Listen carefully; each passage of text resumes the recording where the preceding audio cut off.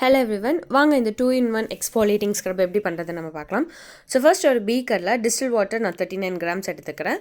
இதுக்கு பதிலாக ஹைட்ரோசோல் கூட நீங்கள் யூஸ் பண்ணிக்கலாம். அடுத்து கிளிசரின் பதிலாக நீங்கள் ப்ரோப்ளின் கிளைகோல் கூட யூஸ் பண்ணிக்கலாம். கிளிசரின் வந்து நான் 4 கிராம்ஸ் ஆட் பண்ணுறேன்.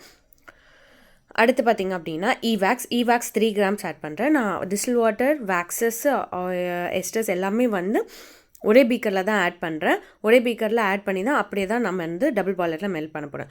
So e wax 3 grams, stearic acid 4 grams நான் ஆட் பண்ணியிருக்கேன். அதுக்கப்புறமா நான் வந்து ஐபிஎம், அதாவது ஐசோப்ரோபைல் மைஸ்டீரேட், இதுவும் வந்து ஸ்கின்னுக்கு ரொம்ப நல்லது.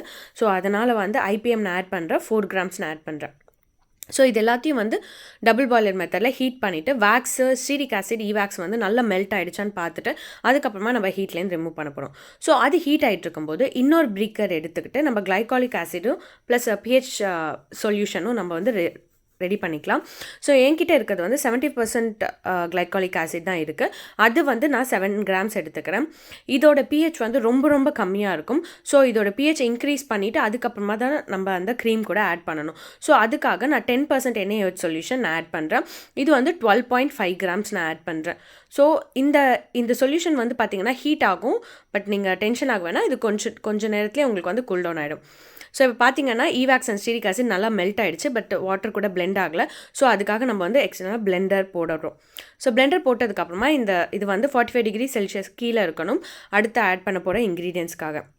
ஸோ நம்ம வெயிட் பண்ணிவிட்டு டெம்பரேச்சர் 45 டிகிரி செல்சியஸ் கீழே வந்ததுக்கப்புறமா நம்ம இந்த glycolic and NaOH solution mixture இருக்கு இல்லையா, அதை வந்து இந்த க்ரீம் ஃபேஸ் கூட நம்ம ஆட் பண்ணி நல்லா மிக்ஸ் பண்ண போகிறோம். அப்போவும் லைட்டாக ஹீட் ஆகிற மாதிரியோ இல்லைனா அந்த க்ரீம் ஃபேஸ் வந்து கொஞ்சம் திக்காக இருந்தால் அது வந்து ரொம்ப லூஸ் ஆன மாதிரியோ அந்த மாதிரி இருக்கும். பட் டோன்ட் வரி, அதெல்லாமே அந்த பிஹெச் சடனாக சேஞ்ச் ஆகிறதுனால தான் அந்த இஷ்யூஸு. பட் அது வந்து அப்படியே டைம் ஆக ஆக உங்களுக்கு கரெக்டாக வந்துடும்.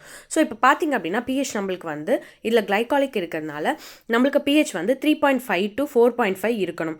பட் இது வந்து எனக்கு 3.7 இருந்துச்சு. இருந்தாலும் நான் வந்து கொஞ்சம் NaOH வந்து 0.5 ஆட் பண்ணுறேன். ஏன்னா ப்ரிசர்வேட்டிவ் ஈக்கோ ஆட் பண்ணும்போது அது இன்னும் கொஞ்சம் பிஹெச் வந்து கம்மி பண்ணும். ஸோ உங்ககிட்ட வேறு ப்ரிசர்வேட்டிவ் இருக்குது, அது பிஹெச்சை வந்து ரெடியூஸ் பண்ணாது அப்படின்னா நீங்கள் அந்த 0.5 ஆட் பண்ண தேவையில்லை. ஸோ நான் அந்த ப்ரிசர்வேட்டிவ் ஈக்கோ 1 கிராம் ஆட் பண்ணிவிட்டு அதுக்கப்புறம் ஃப்ராக்ரன்ஸ் ஆயில் 0.5 கிராம்ஸ் ஆட் பண்ணுறேன். அதுக்கப்புறமா வால்நட் ஷெல் பவுடர், இது வந்து ஃபிசிக்கல் எக்ஸ்ஃபோலியேஷனுக்காக. கெமிக்கல் எக்ஸ்ஃபோலியேஷனுக்காக நம்ம கிளைகாலிக் ஆசிட் ஆட் பண்ணியிருக்கோம். இது வந்து ஃபிசிக்கல் எக்ஸ்ஃபோலியேஷனுக்காக வால்நட் ஷெல் பவுடர். இது வந்து பாடியில் ஆக்னே, அதுக்கப்புறம் பிக்மெண்டேஷன் இந்த மாதிரி இருக்கிறதுக்கு வந்து இந்த டபுள் எக்ஸ்ஃபோலியேட்டிங் வந்து ரொம்ப ரொம்ப நல்லாயிருக்கும். அண்ட் ஒரு வெல்வெட்டி ஃபினிஷ் வந்து ஸ்கின்னுக்கு கொடுக்கும். இதை மந்த்லி ட்வைஸ் ஃபஸ்ட்டு யூஸ் பண்ணிவிட்டு அதுக்கப்புறமா வீக்லி ஒன்ஸ் வந்து நீங்கள் யூஸ் பண்ணி பார்க்கலாம். தேங்க்யூ ஸோ மச் ஃபார் வாட்சிங்.